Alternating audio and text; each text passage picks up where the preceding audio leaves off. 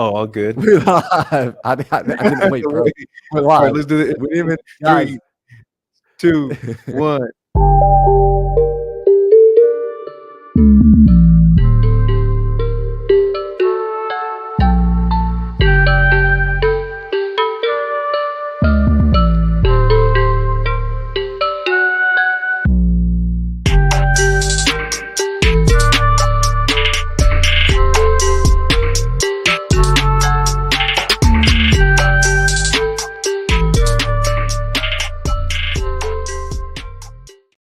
Yeah, bro. I totally forgot that like we got to actually like be a real show and we got to have the intro music. I was just like, let's go live. So, what's going on, everybody? Welcome back to another episode of the Think Big podcast. I'm one of your hosts, Marlon Johnson, with Alejandro Alvarez, and we're here for episode number 63. So, if you're brand new here, enjoy, welcome. That means somebody you care about showed you this because that's the only reason you'd be hanging out with us. Or maybe your algorithm on YouTube is finally starting to show you some valuable content. So, we're going to do our best to make sure tonight's valuable for you being here. And I think maybe where we should start off tonight, because we got an interesting topic. We're going to be talking a little bit more about finding yourself in this upcoming year, finding out who you are, making sure that you're ready to tackle 2024. If you were here last week, you watched Sam Singh break down the numbers, the KPI behind how to bring your business and scale it to a multi-six-figure operation, really how to scale it to any size operation. And today we're going to be talking about how to turn yourself into that vehicle, into that driver, I'll say, on how to make that happen. But before we jump into that, Alejandro, you and I were actually just like geeking out a little bit about the fact that we got the same microphone here now, which is kind of dope. Like I feel like I finally upgraded. I feel like I made it. This is how I know I made it. Like, or this is what makes me feel like I've started to make it is the little things, like having a real microphone and making sure the audio is coming through clearly, having like a little ring light over here. Like, guys, I got a ring light inside my room. So I feel like a true podcaster. All I'm missing is like the big puffy headphones. And once that happens, like that's it. Your boy is quitting real estate. Your boy's quitting entrepreneurship. And I'm just going to be a streamer, Donabella. Like Donabella and Anthony, if y'all will just stay subscribed to me and you keep hitting that like button, you will help fund my future by letting me see. Donabella says, yo, I made it. Sean says, whoa. So, yo, Alejandro, how you liking that new mic? I'm loving it, bro. Actually, no, I noticed instantly like the difference between the old mic you had. And I was like, man, something sounds different from Marlon. I don't know if he just got wealthier or maybe it's just me. I don't know. It's the New Year's. But yeah, the mic definitely sounds a lot crispier than the last one you had for sure. You can Bro, tell the I little will things. say, I will say that I did get wealthier, right? And here's how I got wealthier. I made a decision that this year, I got to be honest, I looked at last year and on like my end of year reflection, going through my QuickBooks. One, it was really cool, by the way. I don't know if we talked about it on the episode like 2 weeks back, but I realized after my 100-mile run going through my QuickBooks that I did accomplish one of my early goals of doing a seven-figure revenue in a single year. So this past year was the first year that my business crossed seven figures. It was about like $1.04 million, which in revenue, like in income produced as money from selling deals and that kind of stuff. So and rentals, and that was kind of cool. However, obviously that's gross. It wasn't net. So, it was still, I'm considering it still a milestone. So I have not crossed a seven-figure net year yet. And so I'm looking forward to doing something like that this year here. But really, it got me to get clear on a few things. Having a bookkeeper is really what provided this level of, yeah, Anthony, it was gross. Having a bookkeeper this year helped me get some clarity on some things. And it helped me realize that I, with my own money, had been what's the word I'm looking for? A bad steward of my own money. I was a terrible steward of my own money. I was a great steward. No, Anthony, I don't use Tony Counts for my bookkeeping, by the way. I was a terrible steward of my own money. What do I mean by that? It means the money I earned, I was acting like a poor person with the money I earned. I was spending my personal money on liabilities, right? Like on my rent, on my bills, on my food, all that kind of stuff. And here's why that was a bad thing. That money that I earned this year, Not, and I obviously didn't spend all of it there, but I spent too much of it there because I could have taken that money and I could have bought more assets. So in 2024, my main focus is actually to take all the money I earn in 2024 from active income into driving up my asset column. I've been rereading Rich Dad Poor Dad, Robert Kiyosaki, been playing cash flow with my roommates here, and I have just been diving deeper and deeper into my own mind of rewiring and reprogramming my financial behavior so that every dollar that comes in, I'm only thinking about how can I go out and spend this money on an asset that produces more money, so then the money that the asset produces can not buy my liabilities, it can buy even more assets, and then those assets can start to buy my liabilities. And that all came as like a massive useful epiphany from the sense of I knew that logically, but here's the interesting thing, Alejandro. Although I knew it logically, all of my behavior wasn't moving in that direction. Now, granted, I did buy assets last year. You know, we did increase the portfolio. I did do that kind of stuff. However, not nearly as much as I should and could have done. And so Marlon, this want to reflect. What's up, bro? I have a question, bro. First and foremost, congratulations, bro, on that accomplishment. That is huge, bro. I know you kind of just walked over like, yeah. But, bro, that is huge, man. 7 figures in a year. My question to you is, bro, has it hit you yet that you accomplished that? Like, has it really hit you? So yes, so it's interesting you say that, man, because recently people have been asking me that about both that and also my 100-mile race that I finished on December 29th. That And was crazy. I've been having the same answer for them that I'm going to share with you, which is it hit me a long time ago, right? Like it hit me like the one, for example, the 100-mile race. Like when I finished the race, everyone's like, "Do you feel like a new man?" I did like, how do you feel? I told them I don't feel any different than I did a couple of months ago when I made up my mind to run the race, because when I made up my mind to run the race, as far as I was concerned, it was already done. So I already felt what it felt like to be accomplished with it, if that makes sense. Like from a Mm-hmm. emotional standpoint, like I became that person when I made that decision. So even reflecting on the make like do $1 million in a year, once I started to set that as a true desire, like me, I'm a mindset guy. So all these books, everything I'm reading, all my mentors are telling me you have to be able to visualize it and feel it first. And so I would sit and I would think about what would it feel like to make that money, and it kind of feels like how it feels right now, right? Like so like I felt it back then, which for me, let me not be like tongue in cheek with that. Like for me, what it means when I say what it felt like is it felt like a confidence in myself to perform.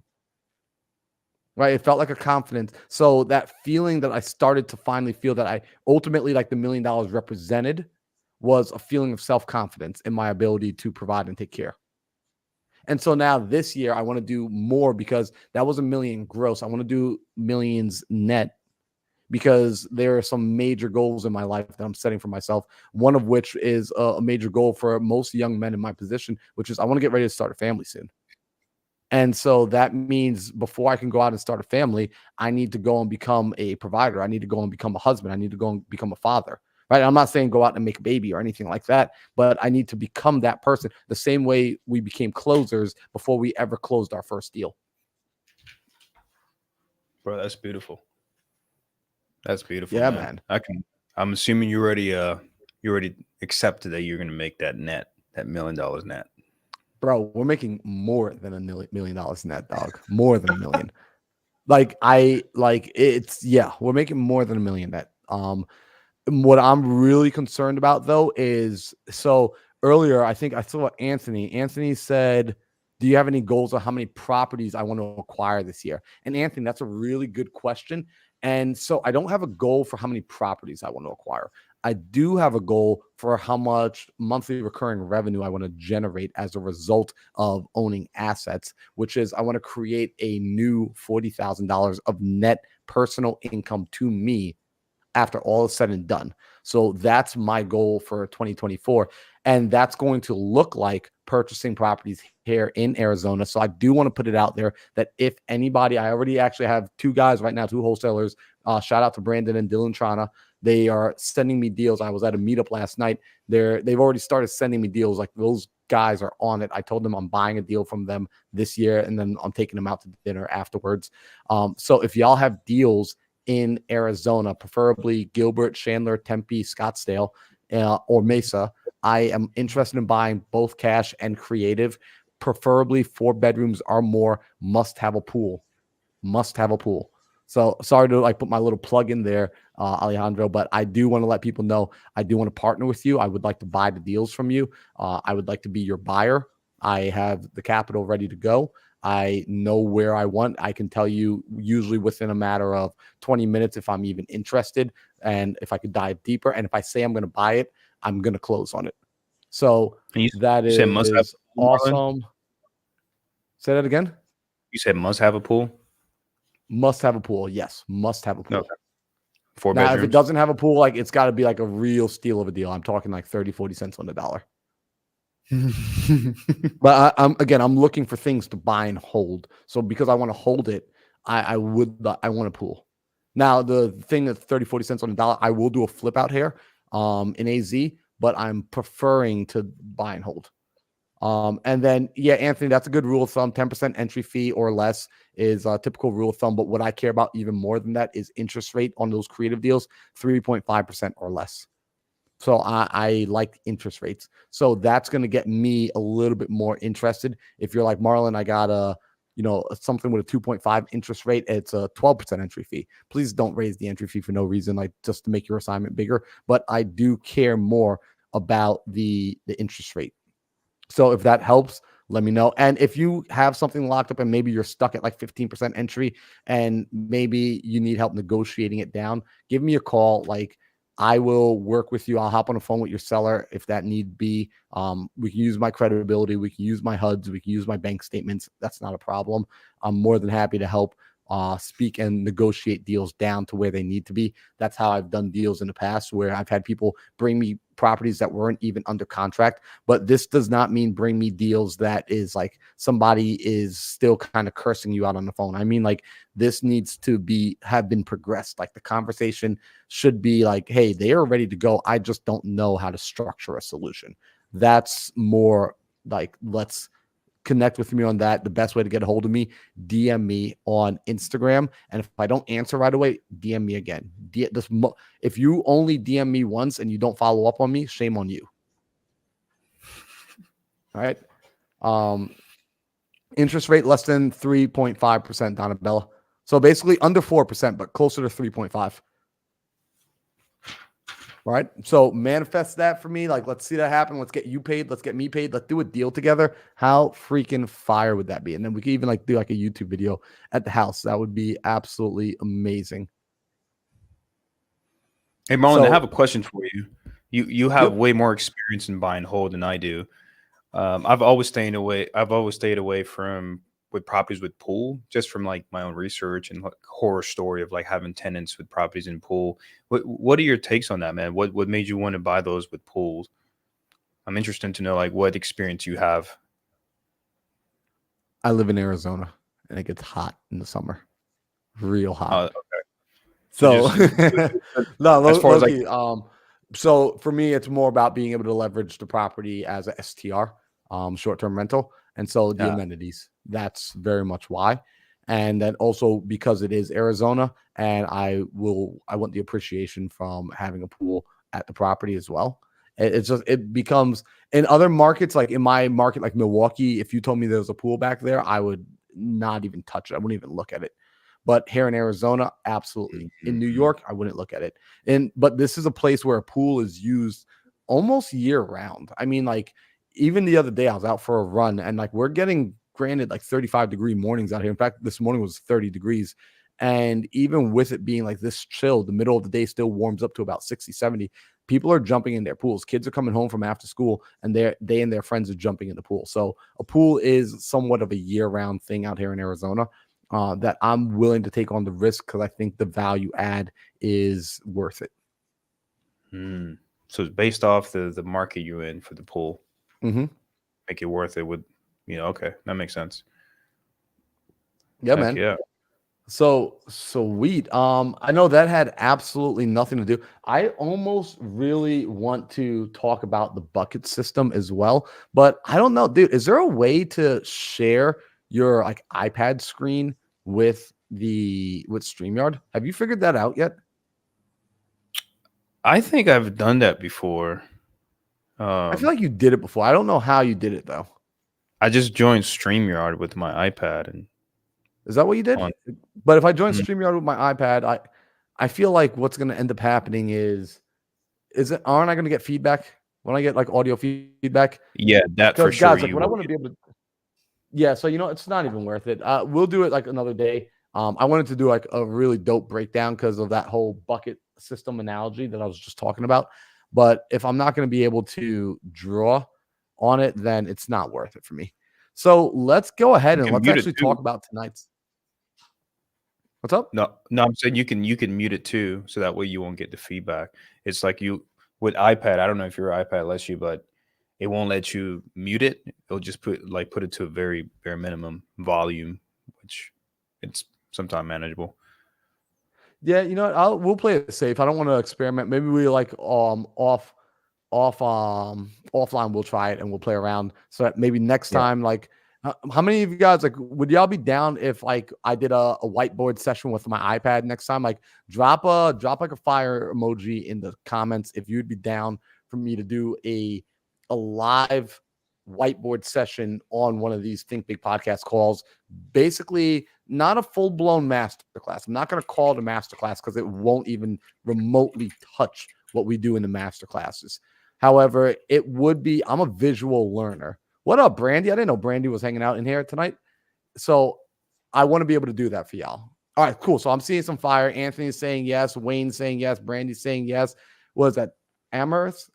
All right. All right. Awesome. So I'm going to be doing that. And I just want to read what Donabelle says before we jump into this. Donabelle says, I'm going to be looking for one-story single-family homes in a nice area for residential assisted living, at least 5-3 add bedrooms. Nice area. Will start in Jacksonville, Florida. Beautiful. I love that. So Donabelle is looking for some properties down in Florida. Just keep me in mind for Arizona. I'm only buying in Arizona right now. Anyhow, let's jump into it, bro. So we were kind of texting about this beforehand, which is the Mhm. find out who you are and who you are not. Do we want to give a little context to the audience on like really like as we open that topic up, like what do we mean by finding out who you are and who you are not? Yeah, absolutely. To make it to give you short context is there's a lot of people that are afraid to take action because they're not too sure what's going to happen, and I feel like they need to mentally train themselves to understand that it's okay to do certain things that you're not sure about how it's going to end out, because that's a very important step to finding out who you are, is by eliminating who you're not. It's the easiest way to find out who you are. And I think I'm a really great example of that. That's because I've done multiple things throughout my life, like sales and all this extra stuff, and doing a whole bunch of different things to find out what I really enjoy doing. And I think I've done enough to figure out, okay, I know what I don't want to do. And every time I eliminate something I don't want to do anymore, I get more comfortable with myself, and it helps me understand what I want to do moving forward to succeed. So that's really the short context of it. Nice. So it's really sitting down and figuring out. And so, like for yourself, right, on your journey, I am curious to know, right? Like, because that's good. You've done things and it showed you more of who you are not, right? Like, let me ask you a question. Do you feel like when like first off, what are some of those things? Like, can you give me like an example of like what's one of those things that you did that has now given some clarity towards basically who you aren't? Yeah, absolutely. I would say one of the main thing would be being being like an extrovert. I've tried that before. And in fact, if it wasn't for my business and, the employees and friends that I have around me, I wouldn't even be at YouTube right now. Especially if Marlon or Sam, if they want to say, "Yeah, let's do a podcast." I'm like, y- nah, I wouldn't do that by myself. So I tried being an extrovert like for a very long time, and that's like trying to please people, trying to make people, because I've always enjoyed the the the result of making someone else happier. It's always been something for me. So for me to do that, I've always wanted to be an extrovert, be out there, and came to realize that I was actually harming myself. I was harming my inner peace by doing so because I had to go walk through a lot of other people's very dark energy, negative energy here. And I didn't realize that until I actually went through the whole year of self-development. You know the story. You've been friendly enough and what's the word I'm looking for? Great enough to put me in your podcast, bro. Like 2 years ago, was it 2 years, two and a half Bro, I years think it was ago? only like 1 year ago, dog. Yeah, I think we had like No, one it's conversation. like a year and a half ago because it was when I was still living over. Me and Luciano were living together over in the Gilbert property. Yeah, I think we only had like one or two conversations. You're like, bro, like, come on, man, just get on the podcast. And I was really nervous for that, bro. Like, I was like, man, I don't really want to share my story. And then that happened, so that kind of felt great being able to share my experience with someone else that have similar thought process and similar mindset. That was really great. It felt comfortable, felt great. So that was one of the stepping stone there because at that time, Marlon, I was going through my self-development journey, and it was really quiet for a long time, and I actually enjoyed it because I was like, wow, I found out a lot of things about myself by doing this, doing that, and staying away from this person, staying away from this energy. And all of a sudden headaches are gone, more clarity or in like or more happening more often. So those are just one of those things, bro. Just being an extrovert and trying to please everybody around. Like at this point, is just like, nah. I value my inner peace, and anybody that's around me, you'll text them, "Hey, what is Alejandro like? His peace." Yep. That's it. So I like that, right? Where it's like you recognize you value your piece, like, and you basically you tried things so you know what you do like and what you don't like. And I think that's huge because interestingly enough, so you obviously know, everyone here knows I do a lot of high performance coaching, right? I'm a Mhm. mindset coach, a business coach, a performance coach.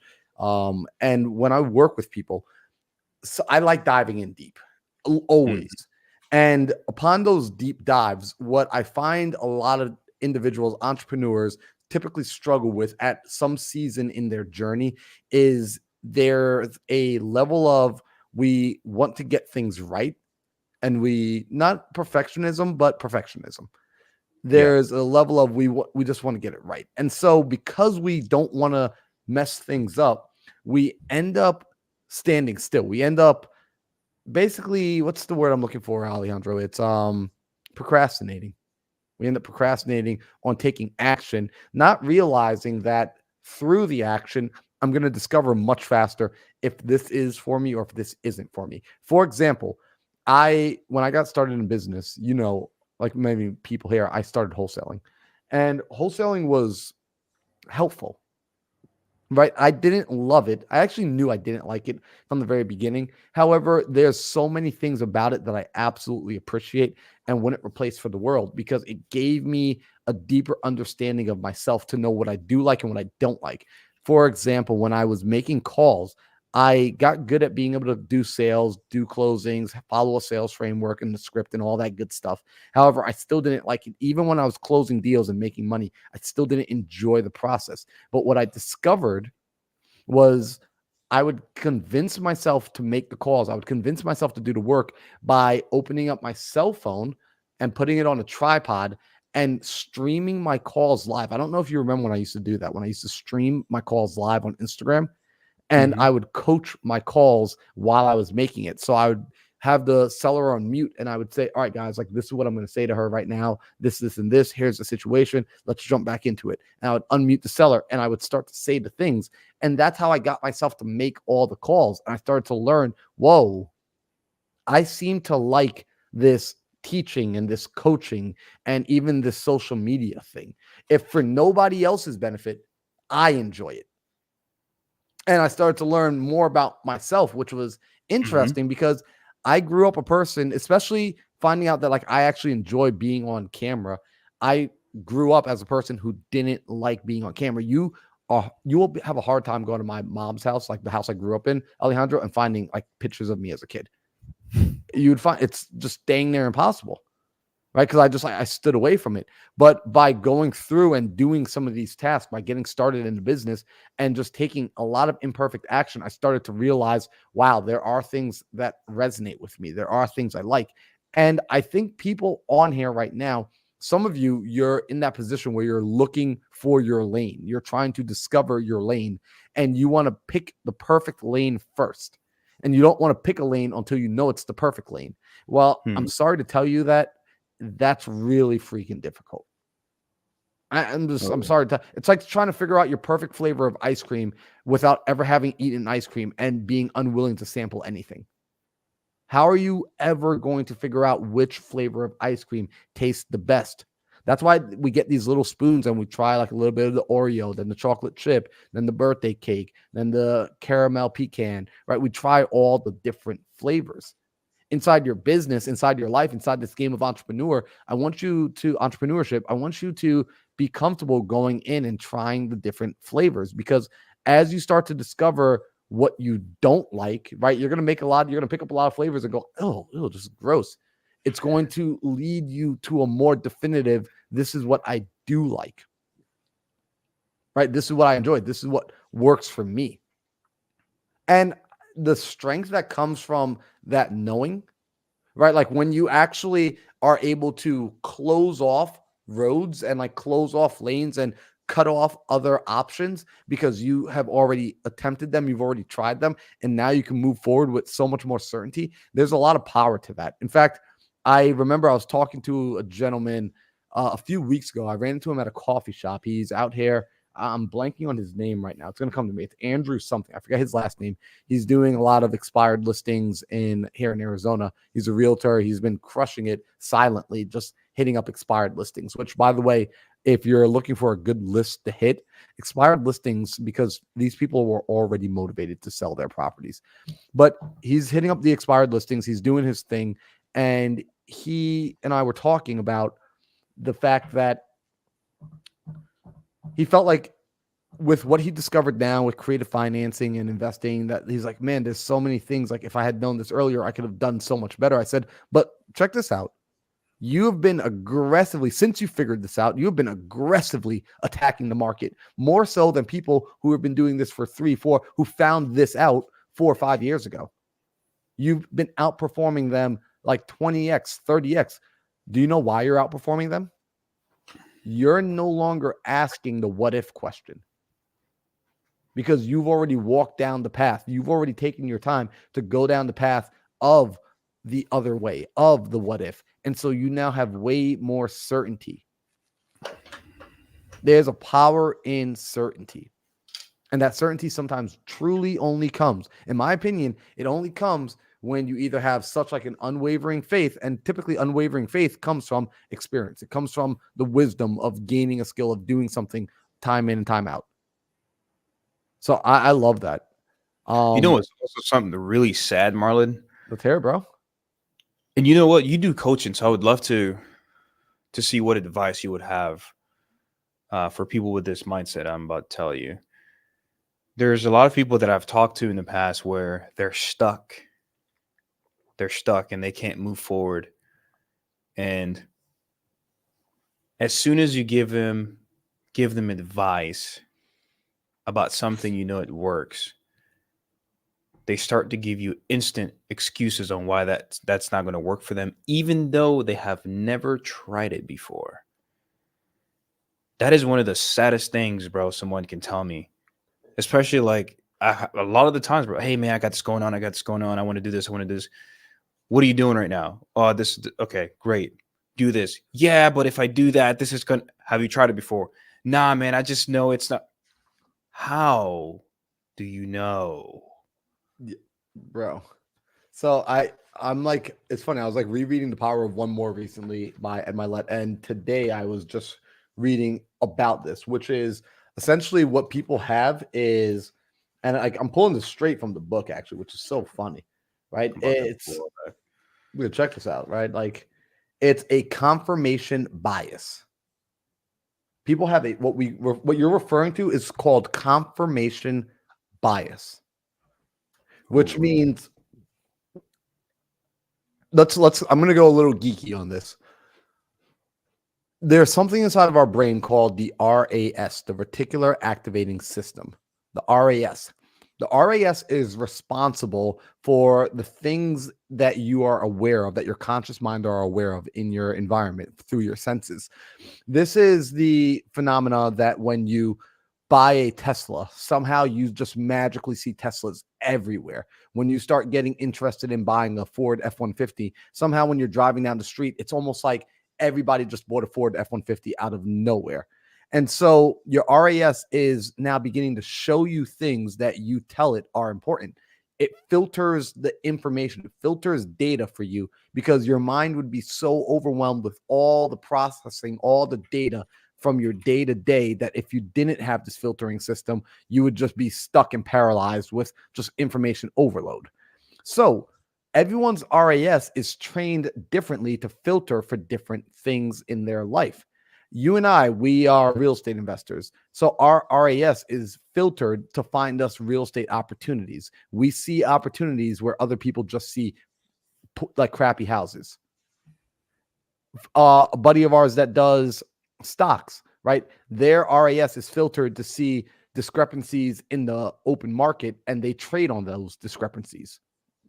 Different people, their RAS is filtered to show them different things in the world. So when you're talking to some of these people, what sometimes happens is their RAS has been programmed, their matrix has been programmed, their mind has been programmed, their subconscious has been programmed to see a limited lifestyle in comparison to what you're showing them.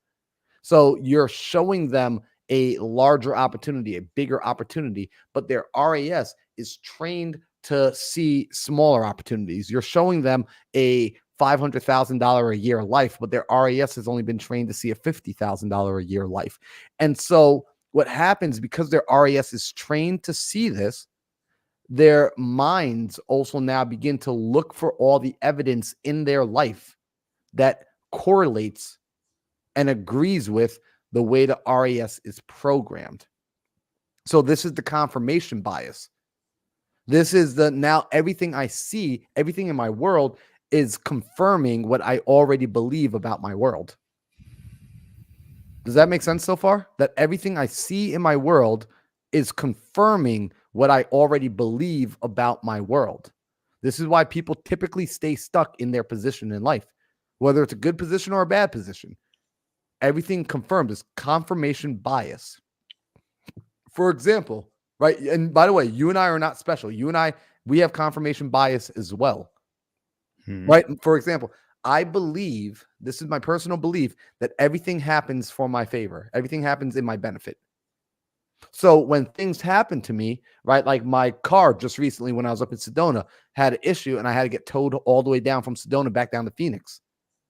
And so we got picked up by this awesome truck driver and I got to talk to him and I had this whole fun conversation and I feel like I got a message from him. And so my confirmation bias told me that that was a good situation, that me getting to sit down and have that conversation, me getting to spend time with my buddy Justin in the van for 3 hours, like all of that was confirmation that that was for my benefit. That was for my in favor of me. But somebody else who sees the world differently could have been there with me. And Justin, by the way, he also believes things happen in his favor for his benefit.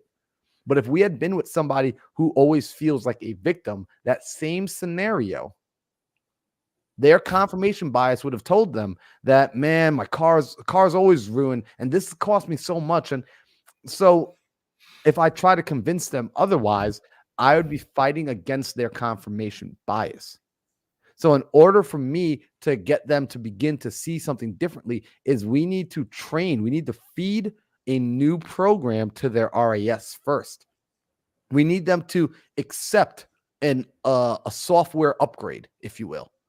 And they have to be the ones, right? Like we can hand them the CD, but they need to be the ones that put it into the drive, put it into the computer. They've got to take that USB. They have to actually plug it in themselves willingly in order to overprogram the RAS, at least quicker. Now, there is another way to overprogram it, which is simply drop them full immersion in the new reality that you're introducing to them and keep them there. Very much like dropping a person into a new country where another language is spoken. Doesn't matter how much they resist. Eventually, they're going to learn the language. But if they choose to learn the language, if they choose to accept that this is the language of the land, they will learn it much faster. There will be a lot less resistance. So we have to first introduce the reality, right? And this is, let's bring it to pop culture. Remember the movie The Matrix? Mm-hmm.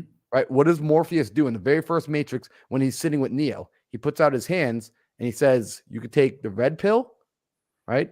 And you wake up in Wonderland, you stay in like your day-to-day, everything is the same, or you take the blue pill. I forget which pill is which, but like you take the blue pill and I show you how deep the rabbit hole goes. Right? But he didn't force the pill. If you noticed in this movie, he doesn't just force the pill down Neo's mouth. Right? Because remember, their agents are coming for them. They're running on, it's a short time schedule. Like, they got to get out. They're looking at Morpheus. Like, the rest of the team, Trinity's looking at Morpheus like, yo, what are we doing? We got to go. Right? Why, if Morpheus is like so adamant that Neo is the one and like he's such a valuable asset, why doesn't he just force the pill down? Because he recognizes a person has to make the choice themselves. The choice is more, in fact, it's only a choice if they make it. Right? Hey, that's kind of crazy. So it has to be a choice, and it can only be a choice if they have option. And so we have to remember that when we're talking to them, to present them the option, they have to choose to opt in to this version of reality before we can even begin to start building a new confirmation bias. But until we do that, the confirmation bias is going to be holding on to the old programming, the old RAS signaling, and those nerve endings. That groove in the brain is already so deeply woven that we're fighting against momentum. So hopefully that didn't go over anyone's head. Normally I like to use visuals when I talk about this kind of stuff, again, because I'm a visual person. But hopefully the movie analogy kind of helped paint a picture here. Bro, you know what's crazy? I had a 2-hour long conversation with a friend of mine when I was visiting my mom in Georgia. He has this mindset that I just don't agree with, and we were just having we were having like a debate. I'm like, okay, great, let's think your way. Usually I don't do this. Typically when people are like, yeah, I have this belief, this is what I stand by, I'm like, oh, cool, that's awesome. But this time it was like, it was like we had the fireplace on. I was like, let's get deep into the Matrix real quick. Let me ask you this: what if your life? Let's say someone has the same life and your belief. Let's walk through it. What are the pros and cons of living the way you live? Okay, great. And then I was like, just making this really short. What are the pros and cons of the way I think? Which mindset is more likely to have a more fruitful life? That was like what your world does. At first, he was going back for, oh yeah, my world. I think that's subjective, whatever. It was like, well, yeah, I see where your world would be a more fruitful life. So I'm like, oh, okay. But then he was like, but I still choose my belief system. I was like, wow, that's interesting. So even though you have a higher risk of not having a fruitful life, a more depressing life, you rather choose that. And honestly, I ended it there. I could have kept going. I didn't even ask why. I was like, that's interesting. And it's funny because the only question on my mind is to ask why. Like, that's the only thing now I'm curious is, hey, I respect your choice. I get it. And just out of curiosity, why? And you know what? I think you might find there are different values. Mm-hmm. There's a different emphasis on different things that are valuable to that individual. Yep. So that's it's really interesting. It's quite fascinating. And this is why, even so, picking the right people in our lives is so important. Finding the people that are in alignment with our core values. We value it so much when we find good people, because we recognize that a person is in alignment with us due to in almost what seems like an absolute like random world where like every and anything could happen as a possibility. You find this person who has throughout their life picked all the right choices and all the right decisions to align up and be in alignment with who you are today, with all the choices you've picked. That's kind of magical, in my opinion. Like that's really freaking cool. almost 8 billion people on the planet. And then you find those people like how you and I, we've connected, right? And you and I, if it weren't for internet, we probably would have never connected, or maybe we would have connected, but it just would have been so much years later at like a random mastermind or something. But we're able to connect, and there's an alignment. There's a core value alignment. There's a mindset alignment. There's a work ethic alignment, things of that nature. And what he's probably saying, like when he's like, yeah, I still pick my life, is because for whatever reason, he's vibrating on that frequency. He's in alignment with the things that life is giving him. And so logically, he may hear the things you're saying, but it's out of alignment with him. Right. Yep. And like, that's cool because I'm sure you've experienced this. I'm sure you've had some conversations with people who out earn you. Right. I know I've had conversations with people who are out earning me with hundreds of millions and billions of dollars. And the truth is, I don't necessarily want, like, they sat down and could explain to me like how to get to where they are. And I don't necessarily want their alignment because I'm like, okay, you're making way more money than me. However, and I've had these conversations with one person in particular. I'm thinking, I'm not going to mention his name, but making way more money than me, but his family life is in shambles. Just last year, went through a terrible divorce. I'm not going to say terrible, but it went through a divorce and lost that relationship. In fact, he and his wife, I'm still friends with the wife on Instagram. I see that she's now dating, and it looks like she's in like a new serious relationship. So like that, him and her, they're done. They're donezo, and they have kids, right? Like, and like the kids, the relationship with the kids are strained. So it might be that not like there's just not a full alignment. And so for everyone listening right now, this is important that y'all recognize you want to get clear on who you want to be. You want to get clear on yourself first. The more you study, the more you understand yourself. And this is a topic that you will be learning for the rest of your life. You will be learning the topic and the subject of you. In fact, as far as you are concerned, there's one thing on this planet you are all subject matter experts on, and that is yourself. The more you start to understand you, the more you will start to recognize in your life who is for you, what things are for you, what opportunities are meant for you, where you should be spending your energy, where you should be putting your attention, how much of that time you should be spending with or doing certain things. It comes from self-understanding, self-knowledge, self-awareness. So I love that. Yeah, also is Marlon, this is a little bit more personal, but I had conversations with my younger sisters and compared to my older sisters. No, not my older sister, but like when I had this debate with this friend of mine who's like in his late 20s, his belief system was so integrated that even though he understand that it's a higher risk in life that he's going to be depressed, it's more likely for him to be depressed, he accepted it was okay. But then I had a conversation with my youngest sister, which she had some really weird, and I'm not going to say it here, she has some really weird beliefs about like relationship and dating and stuff like that. And I sat there just listening, because she doesn't have her real father, there's no father figure for her. So I'm just sitting there and I'm talking to her and I'm like, okay, well, let's go with your belief system. Who do you think is more likely to get hurt?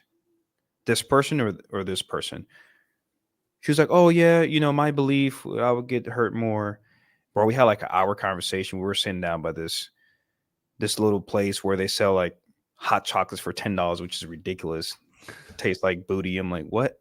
It was just the area, bro. Yep. So we're just sitting there in a little this little bench that swings. And we had like an hour conversation. And bro, I was actually shocked she's 14 years old, by the way. I was actually shocked the way she responded. She was like, wow, you really got your mind together. I'm like, whoa, like what? Coming in from a 14 years old, I thought it was like, oh, okay, like whatever. Now she was like this, and like she was just saying like this really gave me a lot to think about. And it kind of shocked me the way she responded, because back then, Marlon, this is my beliefs. I believe that this newer generation, they have all the resources to get a lot smarter faster than we could back in the days.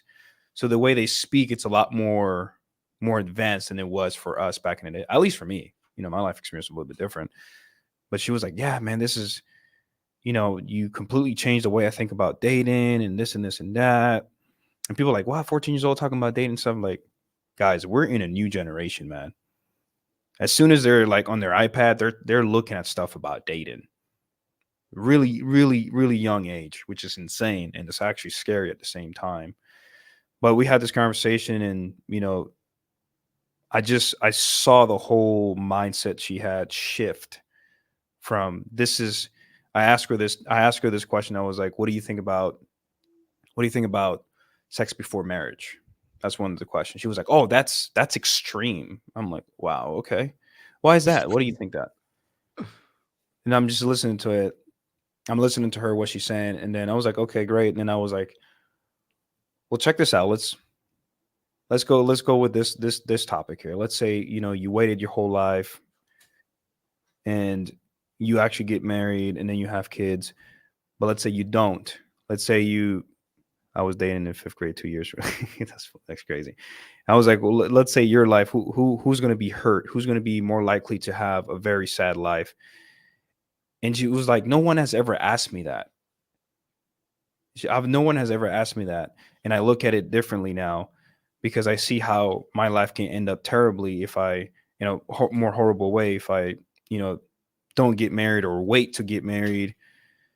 And I'm very open with my younger sister. I'm like, I'm not one of those people you call the most religious man, but I do read the Bible, and I believe if you follow the words of the Bible, there's nothing there that would guide you into destruction if you really read and follow the commandments and the instructions on that book, in that book. And she was like, "Yeah, you're right.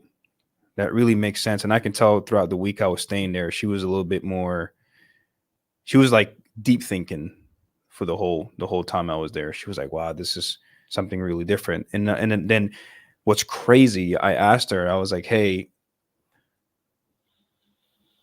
who are your top 5 friends?" And then she told me, and bro, it was a crazy circle. I don't want to get too deep into it because it's really personal and I don't want to put her business out there. But let's just say her friends are not doing what they're supposed to be doing at a very young age. Yep. And I was like, yo, that's like really literally a prime example of why the people you surround yourself with is so freaking important, especially when you're growing up. I think it's between the ages of 14, 16 is like where your brain really starts to stick to the current belief system you have around that age. That's really how you're going to start thinking. It's going to be more, because if you try to talk to my 18 years old sister, it'll be a complete different conversation. She was like, "Yeah, I don't believe that." She's already stuck with her little mindset. But anyways, I told her for New Year's, you got to text your friends, "Hey, thank you so much for, your friendship, this and this and that, but we can't be friends anymore. I'm looking to better my life." Swear to God. Wait. You didn't tell her to send that text, did you? I swear to God. I'm Swear to looking. God. Sorry, we can't be friends anymore. I'm looking to better my life. It's a short version of it. All right, It's a all very right, all right. short. I'm just gonna say, like, I'm hoping it's worded like, dang, like that's harsh. Like a 14-year-old's about to be devastated on the other side of that text message. Yeah. It's very friendly and professional. She actually, when she typed it up, it was pretty harsh. I'm like, "Yo, damn, don't text him like that. Let's do this text message this way." Okay. Yeah, Yeah. like that. Yeah, we gotta deliver it with like a soft blow there. But no, go on. I get you, man. Like, cause Yeah. who you It spend was time, it matters. It makes at all ages. It never stops mattering. yeah. But I think that's like, I've been through this journey, Marlon, like where I'm starting to understand that everyone has their own matrix. Everyone has their own belief system. And the older you get, the harder it is for you to actually make a change. I think the older you are, for you to change, you have to experience the pain in your current belief system. You follow what I'm saying? Like if someone's like someone would be like, "Oh man," like if I give you like a heads up, "Hey Marlon, don't do this because you're gonna fall. Be like, nah, man, I'm professional parkour. Like, I'm good. Like, I'm not gonna fall. And then you do fall. You're like, oh shit, I'm not doing that again. Mm-hmm. Like, it's the older you get, that's really the experience that has to happen for you to change, unless you really train yourself to be open minded, which I believe I'm very open minded. Anytime someone approaches me with something, I'm like, okay, great. Well, here's my belief system. Prove me wrong. Prove me that my belief is your belief is better than my belief. Please prove me. I'm always open. I genuinely do mean that. I'm open to, to change. But the younger you are, you're more exposed to different ideas, and you're okay with absorbing new ideas. So that's why I was like, at some point, like, I can't even help you because you're so stuck in your own matrix. Like, the only thing I can do is lead as an example, and give you a heads up. And this is kind of the thing I told my sister. I'm like, hey, the best I can do, if we're in a highway, you're driving behind me, and there's a deer on the road, all I can do is give you a call. Hey, there's a deer up ahead. Be careful. And it's your choice whether to maneuver left or right, or keep going straight and hit the deer. Completely up to you. And when I told her that, she was like, oh, that makes a lot of sense. So what you're telling me right now is you're giving me a heads up that there's a deer ahead. She was like, yeah. And I was like, yes. And it's your choice to go. I wasn't even trying to force her to do certain things, Yep. but I did give her the right advice, and she took it. Yeah, and that's really what we could do for anybody. And it can be difficult when we feel that we want people to change. And I typically tell people, don't go around trying to change anybody unless they ask to be changed. If they ask for your help, then absolutely. But do not go and try and push it on people. You can have open conversations. And to your point, yeah, children typically are more they're more liberal in their thoughts. They're more Yeah. liberal in their thought processes. They're more open to external ideas. They're more open to new ideas. They're more open to collaborative ideas. And the older we get, typically, just by nature, the more conservative we become. Because what happens is it's a hypnotic rhythm. If you've ever read the book Napoleon Hill's Outwitting the Devil, he used that terminology, hypnotic rhythm. And hypnotic rhythm essentially is it's habit, right? Things become habit. Things that are repeated over and over and over begin to crystallize inside of your life. And it's nothing is permanent. In fact, the word permanent is actually nothing is permanent in reality. Everyone listening to this, when we say the word permanent, you have to recognize everything in reality, everything in life changes. Everything is always in motion, so things are always changing. Nothing stands still. The only way for something to be permanent is for it to be never changing. That's the only thing that can be permanent. So, as far as like a human is concerned, everything outside of God, right? If you believe in God, everything outside of God is changing. God is the only thing that doesn't change. So, from the practical standpoint of your life, everything changes. Now, when we hear, well, but that's a permanent thing, right? That habit is now permanent. That structure is now permanent. What a person is really saying is, as far as your human life is concerned, you have so developed that habit. It is so deeply rooted in you that you probably don't have enough time, enough hours in your life to undo the entanglement of the roots of this particular habit by regular means. That's what we're saying when we refer to permanency. And so this is why adults seem to be more stuck in their ways. It's because their roots for so much longer, typically they didn't get intentional until a much later date in time. Right? Because being intentional is I don't want to say it's a luxury, but it's if you were in school and you went through the program and you went through the indoctrination of education and you were taught how to be a factory worker as you are taught in schools, because that's what they teach. No offense, but like that's what schools teach you to do. They teach you how to be a factory worker. They teach you how to be a good settled employee. They teach you how to follow. And if that's what you want to do, that's what you want to do. If you went through that and you followed into your career, and now in your career, they are continuing to harp on that rooting system, on that habit there, then you don't pop out of it until you're in your 60s, or maybe you have a earlier midlife crisis around 50 or 40 and you want to recreate yourself. Cool. Just recognize you just spent the last 40, 50 years building up momentum in a single direction. And now you want to, it's like being in the pool when you and your friends would hop in the pool in the backyard and everyone would run in a circle and you would start to make that whirlpool begin. And it got to the point that you built it up, built it up, built it up. And then what can everyone do? You can all pick your feet up and the whirlpool begins to carry you. That's what a habit feels like. That's what a habit looks like. And so now you and your friends decide it's time to go another direction. We don't want to go in this direction anymore. I don't want to be stuck at my W-2 for the rest of my life.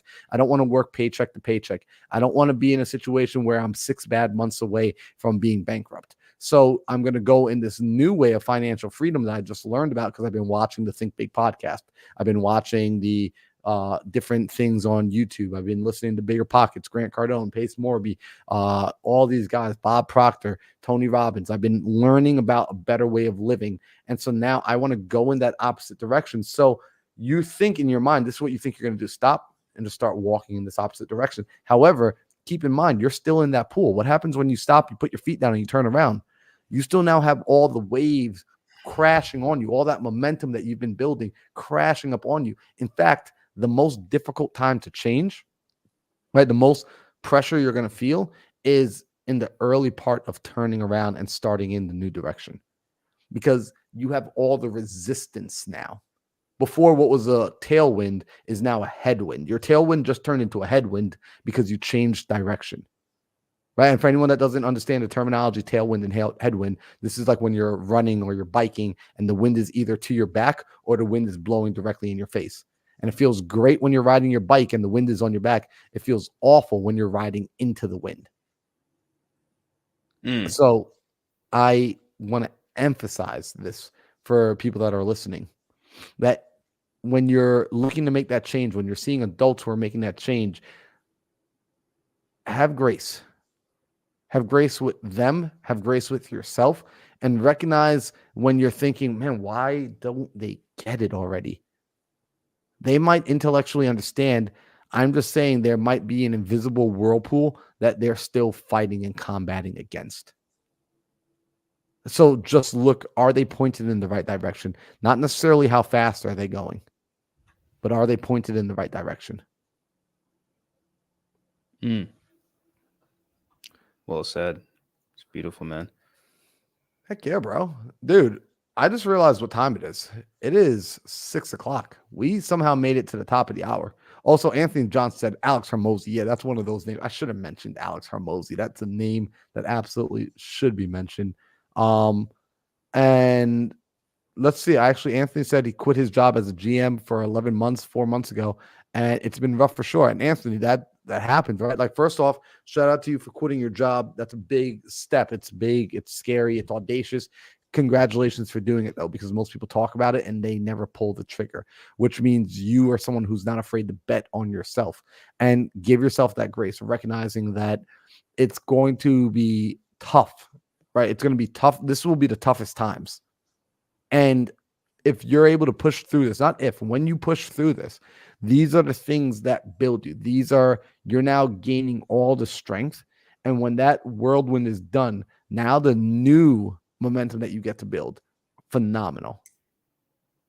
Right? New momentum you build is going to be so much stronger because of all the strength that you've developed by walking against the current.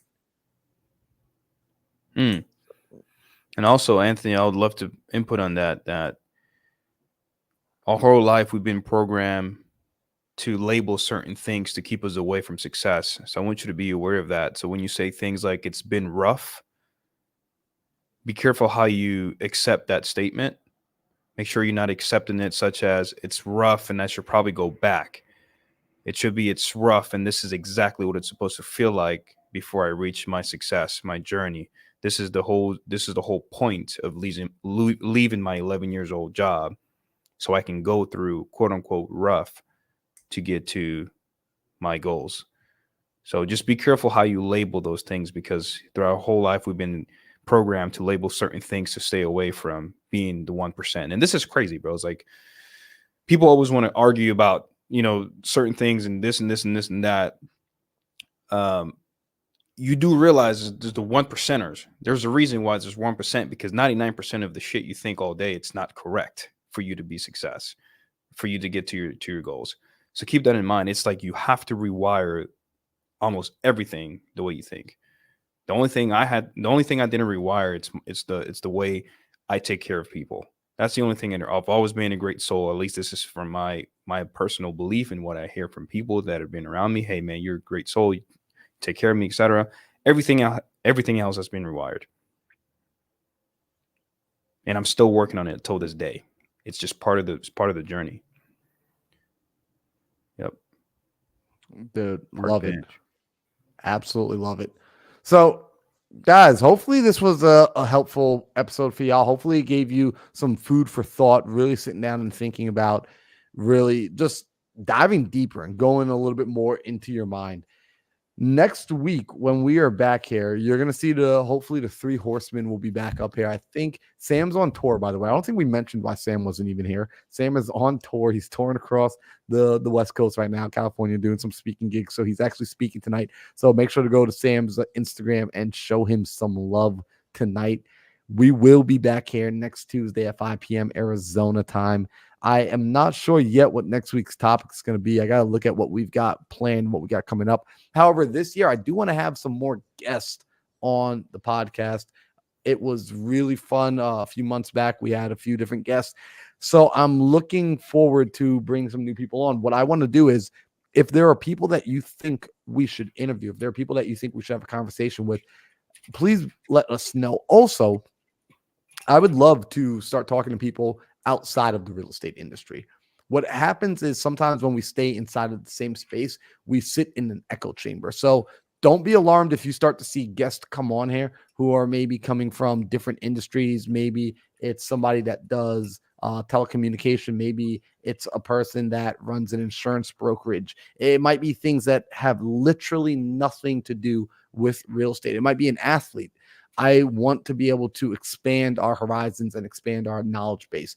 So hopefully y'all got some value. And if you guys want to dive deeper, stay connected, I'm going to do a shameless plug real quick, Alejandro. If you guys look at my name, it's Mindset Marlon. First off, make sure you're following myself and Alejandro on Instagram if you want to get connected to us. But I run a community where we have these sort of like deep dive mindset conversations, personal development. We're working on reading books together, working on strategizing together. And we do that weekly on Mondays. Like I run a weekly call with people. And then also my community, they run daily calls every morning at 7 a.m. It's the Millionaire Mindset Community. If you're interested in joining into that community, right now I'm doing a $1 trial for you to jump in there and try it out. We've got a Discord channel where we're just able to go back and network with one another, keep the conversation going. But the most important thing is we've got those Zoom calls where yesterday I ended up doing a 2-hour long coaching call, which was crazy, but I was just feeling it with my community. So we ended up going 2 hours long. Those calls aren't on YouTube. They're not anywhere else. They just happen in real time. So Sean's inside there. Shout out to Sean Clark. He says 7 a.m. Eastern for the MMC calls. So they happen. The calls are based on the East Coast time. And then on the Monday evenings, those happen at 3 p.m. So if you're interested in jumping in and seeing what that's about, just go to mmc.mindsetmarlin.com. In fact, I'm going to drop it in the chat as well. And what I would say is sign up for $1. See if you like it. See if it resonates with you. See if you get some value from it. See if you're gaining benefit from being in the room with different like-minded entrepreneurs, people that are 6-figure earners, 7-figure earners, and watch how it starts to level you up. Just like Alejandro was telling his little sister, the friends you have in 2024 are going to affect the results you produce. So we've already went and gathered some good friends for you. It's going to be up to you, though, to get in the room, open up your mouth, turn on your camera, and start the conversation. So that's there. Anything you want to tell these people before we bounce out of here, Alejandro? All I want to say is thank you for coming in consistently every Tuesday. Those who are doing that, you know who you are. Thank you so much for doing that. Really much appreciated. And what's crazy, Marlon, we actually get some random people we've never seen before just say, hey, thank you for the podcast, which is insane. So shout out to you guys. Thank you. This is what we call the introverts. That's the kind of my style. I will go listen to a podcast and randomly say thank you, and they'll be like, "For what?" I'm like, bro, that podcast, man, you killed it, changed my life. So shout out to those. So thank you. And if you got value from this, post it on your Instagram stories, tag us, let us know what was your biggest takeaway. Let us know if you have anything you need help with. You know, Marlon and I were more than open to help you guys with anything you guys are going through as far as mindset wise, real estate wise. And if we don't have the answer, we can assure you we're part of communities that we can find the answers for you. Love it. Yo, guys, we'll see you back here next week.